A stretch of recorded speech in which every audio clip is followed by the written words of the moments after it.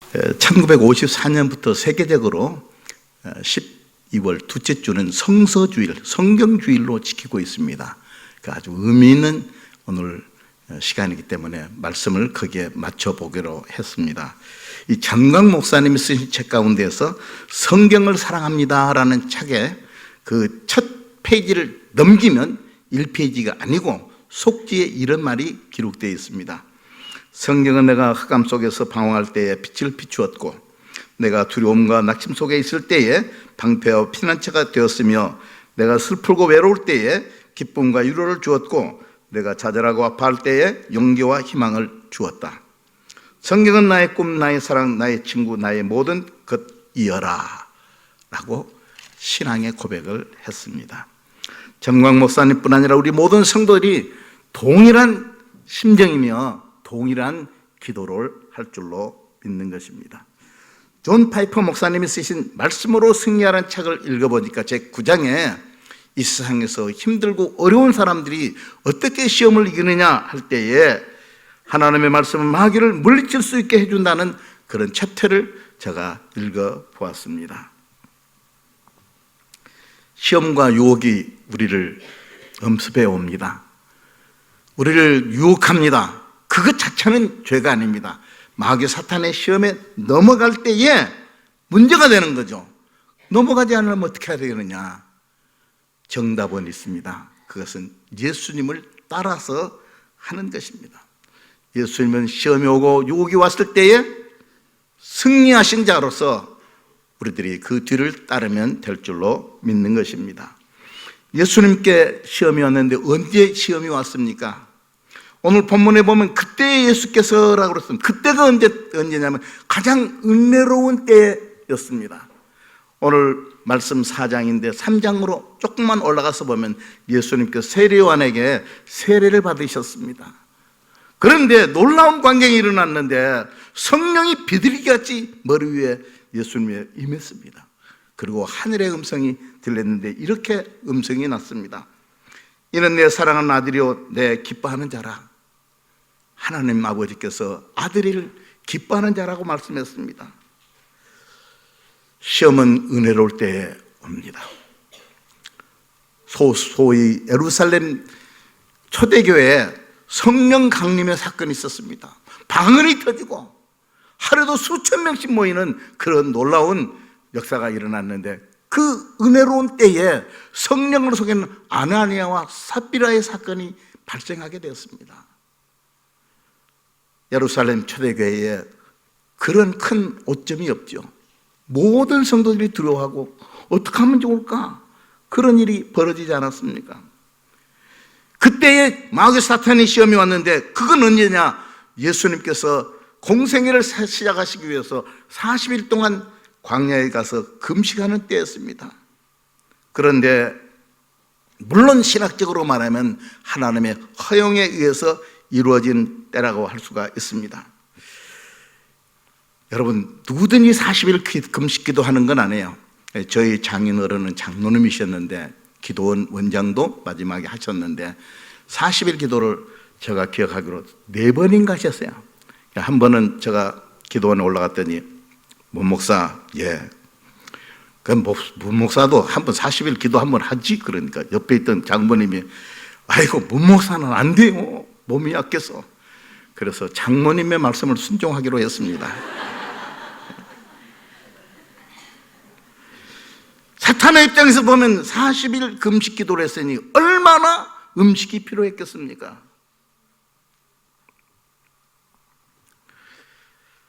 그런데 이 은혜로운 시간에 이 음식 때문에 이런 문제가 이제 시험이 오게 되었습니다.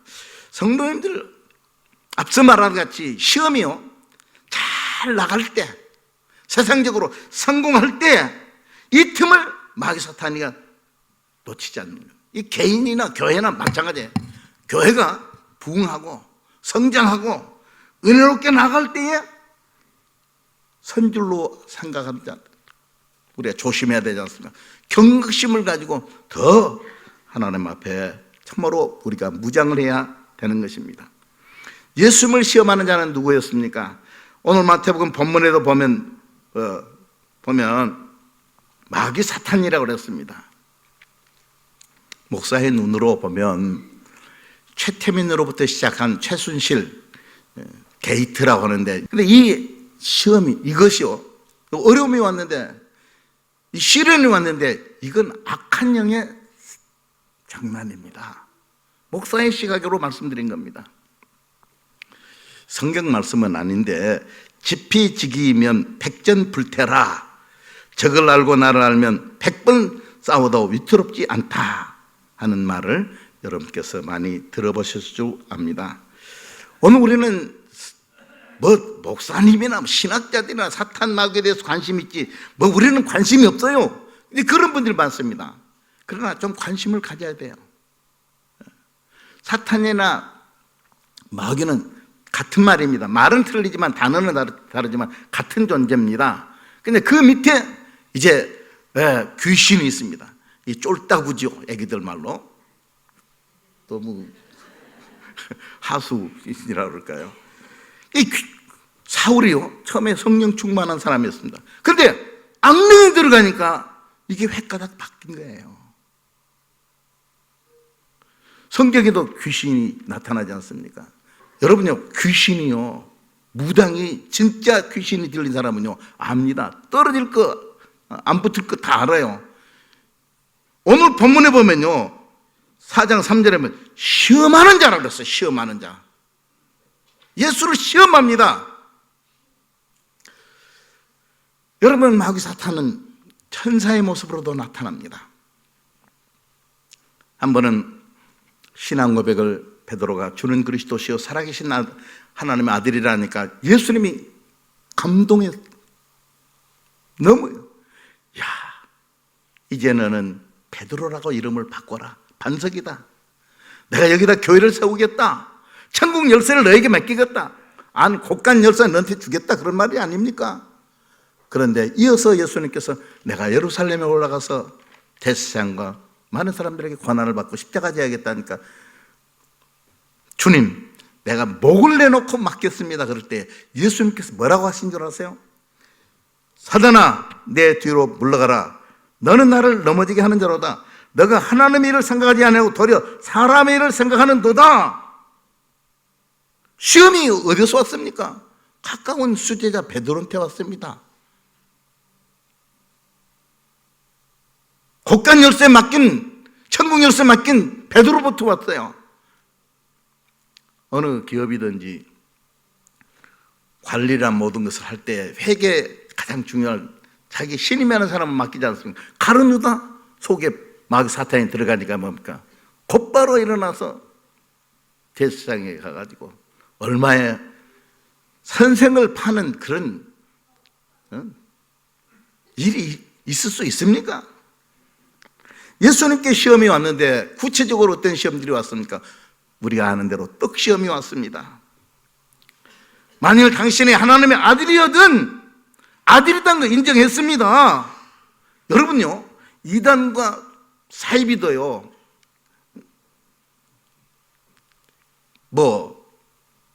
신천지에서 그런다 그러죠.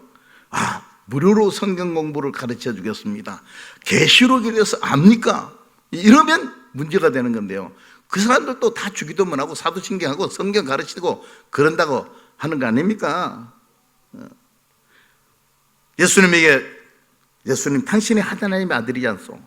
이 돌로 떡덩이를 만들 수 있지 않소? 그렇게 시험을 했습니다. 여러분, 별 사람이 없습니다.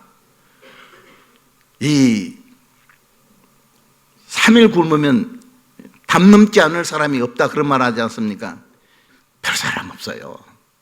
굶고 힘들면요, 떡시험에 넘어갑니다. 넘어가는 사람은 누구였습니까? 에서 아닙니까? 장자권을 팥죽 한 그릇, 떡 몇 개에 넘겨버리지 않았습니까? 다니엘은 믿음의 사람이었습니다. 바벨론 포로로 잡혀갔는데 그래도 거기에 선택된 사람이었습니다. 왕의 진미, 왕이 마시는 포도주를 먹을 수 있지만 자기는 먹지 않겠다 결단한 거예요. 사랑하는 성도 여러분, 이 시험에서 어떠서 우리는 꼭 패스를 하고 넘어가야 됩니다. 두 번째 시험이 왔습니다. 이 시험은 정신적인 시험이라고도 하고 세상 인기와 명예 시험이라고도 합니다. 이렇게 마귀는 예수님에게 와서 유혹했습니다. 내가 만일 하나님의 아들이거든 뛰어내리라. 기록됐을 때 그가 너를 위하여 그의 사자들을 명하시리니 그들이 손으로 너를 받들어 발이 돌에 부딪히지 않게 하리로다. 첫 번째 시험에서 사람이 육신이 양식으로만 사는 게 아니다. 예수님이 그렇게 대처를 하니까 내가 하나님의 말씀으로 한번 도전해보자. 그렇게 해서 머리를 돌린 거 아닙니까? 사탄이 예수님을 성전으로 데렸어요. 예루살렘은요, 이스라엘 사람들의 마음의 고향입니다. 종교와 정치의 중심지입니다. 거기에 뭡니까? 성전이 하나님 앞에 예배하는 곳이 있어요. 예배를 드리는 곳, 제사를 드리는 곳이 있습니다. 절기마다 그렇게 하죠. 그 위에서 뛰어내리라는 거죠. 뛰어내리면 과거에도 지금도 뭡니까? 예루살렘에 가면 지금은 모스크가 있습니다만 뭡니까? 수많은 사람들이 전국 각지에서 지금은 세계 각지에서 오지 않습니까? 뛰어내리면 예수님은요 마지막 겟세마네 동산에서 뭡니까? 대제사장 그 종들이 로마 군병들이 왔을 때 뭡니까? 이 베드로가 뭡니까? 칼을 빼서 말고의 귀를 자르지 않았습니까? 칼을 집에 꽂아라. 칼을 쓰는 자는 칼로 망한다. 그러면서 뭐라고 말했습니까? 너는 내가 내 아버지께 구하여 지금 120군단 더 되는 천사를 보내시게 할 수 없는 줄 아느냐? 1군단이면 레기온이라고 하는데 보병 6,100명 말 726필이에요. 그걸 곱하면 12.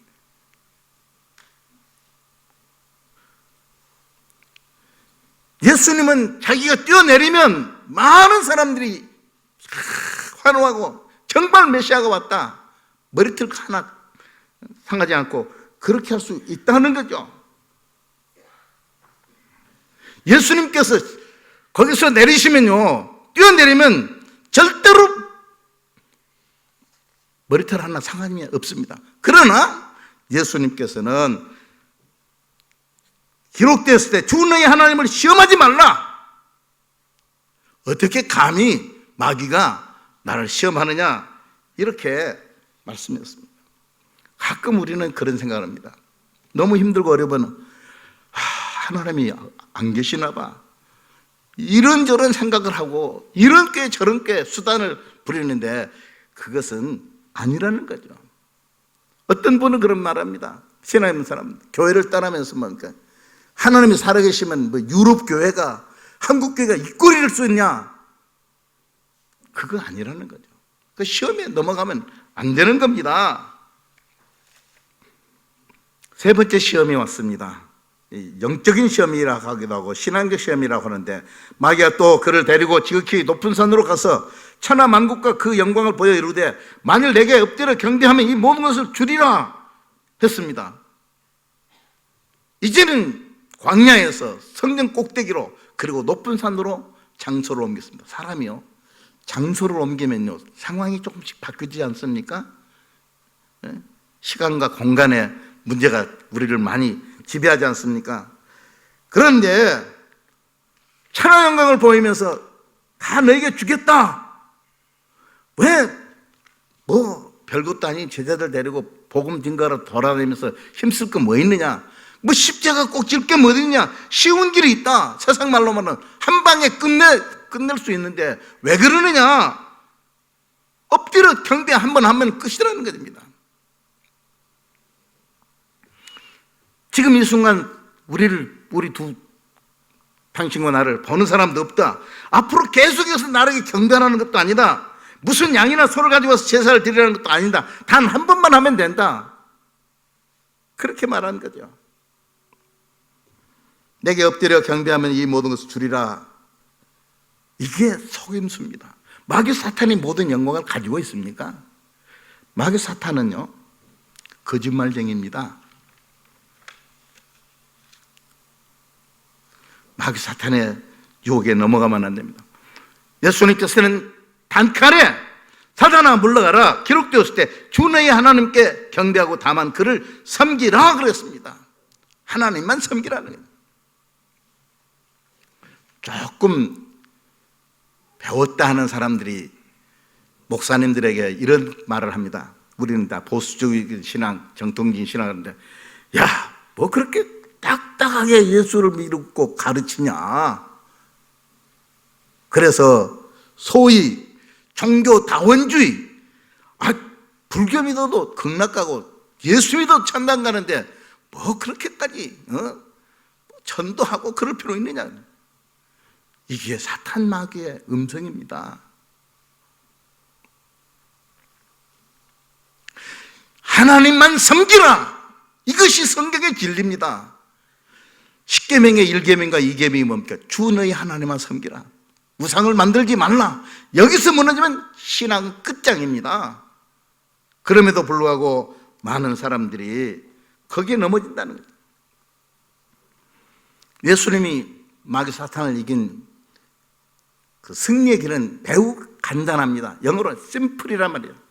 매우 간단해. 그건 뭐냐? 처음부터 끝까지 첫 번째, 두 번째, 세 번째 다 시험을 뭡니까? 하나님의 말씀으로 이겼다는 거죠. 에베소 6장에는 그런 말씀이 있습니다. 따라하겠습니다. 성령의 검, 곧 하나님의 말씀을 가지라. 여러분, 오늘 주보에 성경을 읽으신 분도 있고, 지난번 보니까 성경을 필사한 분도 계시고, 또 성경을 이제 우리 큐티 하시는 분도 있습니다만은, 여러분들의 허리에 하나님의 말씀의 검을 가지라는 거예요. 이 가지라는 것은 놓지 말라는 거죠. 어떻게 승리합니까? 쉬운 길로 가면 안 됩니다. 따라하겠습니다. 십자가의 길로 승리하셨다. 십자가 합니다.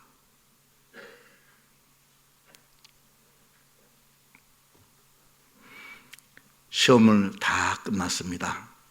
그런데 어떤 일이 벌어졌습니까? 오늘 11절에 보니까 이에 마귀는 예수를 떠나고 천사들이 나와서 수종드니라.